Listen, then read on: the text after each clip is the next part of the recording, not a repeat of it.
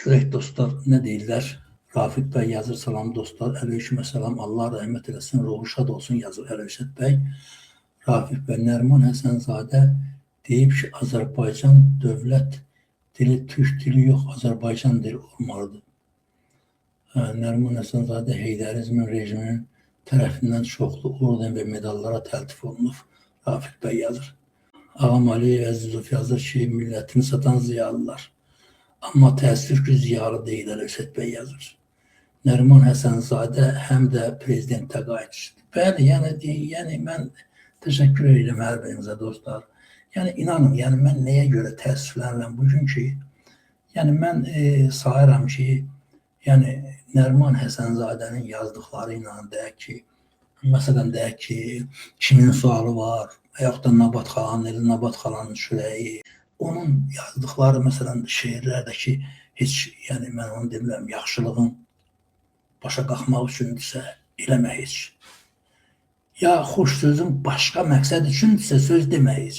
Məsələn deyək ki, bu cür şeirlərin müəllif olan Nəriman Həsənzadənin bu qədər yazıq, bu qədər fağır, bu qədər əlatsız olması, bu rejimə nökər kimi qulluq eləməsi məni ağrıdır şəxsən. Məsələn, mən anara baxdığım kimi Nəriman Həsənzadəyə baxa bilmirəm. O nöqteyi nəzərdən Allah rəhmət eləsin və sözsüz ki, nə Nəriman Həsənzadə nə xalqın adamı oldu, nə ziyalı oldu. Sadəcə olaraq deyək ki, rejimin yetirdiyi bir ziyalı idi. Hələ deyək ki, o 20-ci əsrin əvvəllərində, 30-35-ci, 40-cı illərdə dünyaya gəlmiş bir adam, sonradan o Sovet rejimində böyüyən bir adam, orada o nökərçiliyi, o rejimə qulluq eləyərək mərtəbə qalmış bir adam təbii məsələdir gözdə. Deyək ki, hələ uşaq ikən atadan yetim qalan Nəriman Həsənzadə evdə kişi olmayaraq böyüyən təbii məsələdir ki, o yetimlik hiss olunur bugün. Düzün deyim ki, məsələn, bu Qəmbər Hüseyninin bu filmində də məsələn o müəyyən fikirlər bu da deyil. Məsələn, sonradan mən Mirzəlal Paşayev haqqında danışanda eyni fikirləri onun haqqında da deməyi məni dəhşətə gətirir sadəcə olaraq. O nöqteyi nəzərdən deyirəm ki, biz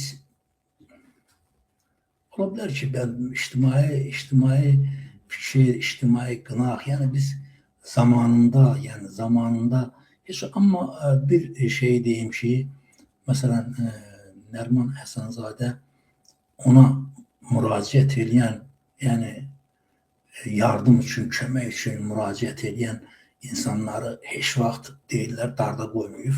Mən hələ 2010-cu ildə işdən çıxandan sonra mənə də dedilər, bilirdilər ondan da belə münasibətimiz. Mənə də dedilər, mən getmədim onun yanına. O nöqteyi nəzərdən ki, artıq mən 2010-da işdən çıxandan sonra fakt məni heç arada işə götürmədilər. Onu görə ki, mən ASTV-də işdən çıxmışam. Deməli, sənin bu hökumətlə, bu heydərizmlə filanla nəsə şey var ki, o nöqteyi nəzərdən bax, beləcə haqqı deməyən saray şairidir, xalqın şairi ola bilməz. Onlara rəhmət demək olmaz. Aslan Aslanov yazır. Bilmirəm vallahi, mən o bizim babalardan qalma belə bir şey var Aslan bəy. Deyir ki, ölüyə rəhmət yaxşıdır. Təbii məsələdir, Allah deyirlər böyük və bağışlayandır. Bir dəfə bilmirəm kimin haqqındasa yazmışdılar. Mən də bir şey yazdım ki, Allah bağışlayandır, amma deyək ki, insanı səhv eləyəndə bağışlayar, amma cinayət eləyəndə bağışlamaz. Cinayət eləyənlər üçün hüquq mühafizə deyək ki, bizim qanunlarımız var ki, ədliyyə qanunları onlar öz yerinə qoyur. Allah ancaq günahları bağışlayır, cinayəti yox. O nöqteyi nəzərdən mən elə fikirləşirəm ki, sadəcə olaraq yenə deyirəm, bilmirəm, baxın,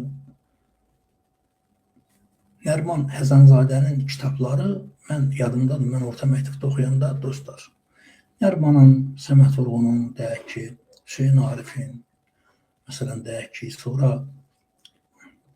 bizim o vaxt üçün, deyək ki, Ərbala Hacızadənin, məsələn, deyək ki, yəni onlar Azərbaycan şairlərinin, məsələn, yazıçılarının əsərləri olur ki, mən, məsələn, o zaman bizdə, hələ mən orta məktəbdə oxuyanda 10 gündən, 15 gündən bir bizdə bu bədəl deyilən şey vardı, heyvan. Kim heyvan saxlayırdısa, onlar yığışırdılar, yəni növbə düzəldirdilər. 10 gündən, 20 gündən bir kimsə hər evdən bir nəfər gedirdi, məsələn də. Mən həmişə o, deyək ki, o növbəyə gedəndə o kitablar həmişə mənim çantamda olub. Və mən o adamların, bax, xüsusilə də bu Nəriman Həsənzadənin yazdığı və yaxud da Səməd Vurğunun yazdığı o əsərlərlə böyümüşüm. Onların tərbiyəsini almışım. İndi belə çıxır ki, yəni bu adamlar, yəni yazdıqları əsərlərə layiq olmayan adamlar olurlar. Yəni yaltaq, deyək ki, yalahürən, bilmirəm daha hansı sözlər demək olar. Nəysə, Allah rəhmət eləsin.